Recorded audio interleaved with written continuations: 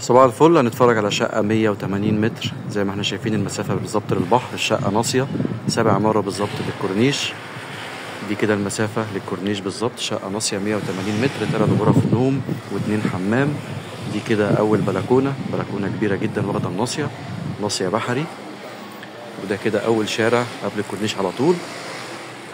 وجه هنا كلها ألوميتال. وآدي ريسبشن كبير قوي ما شاء الله. المساحات كلها هنا حلوة جدا. ودي كده البلكونة التانية واخدة الناصية التانية على الشارع العمومي. هنا في الدور الرابع 180 متر، 3 غرف نوم و2 حمام، مسجل جمعية، وفي عداد كهرباء وفي أسانسير. دي كده غرفة، أول غرفة نوم.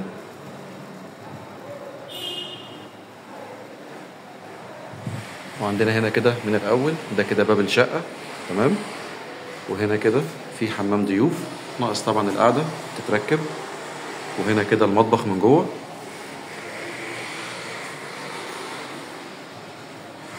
وده كده شكل المطبخ من بره، معمول بحجر المايكا وفي رخامة. وبعدين عندنا هنا ممر التوزيع. ده كده الحمام رقم 2 أو الحمام الرئيسي. فاضل طبعا القعدة والحوض. وهنا غرفة نوم شباكها بحري في اتجاه البحر. ودي كده غرفة النوم رقم 3، بنطلع منها على البلكونة اللي احنا بدأنا منها الفيديو.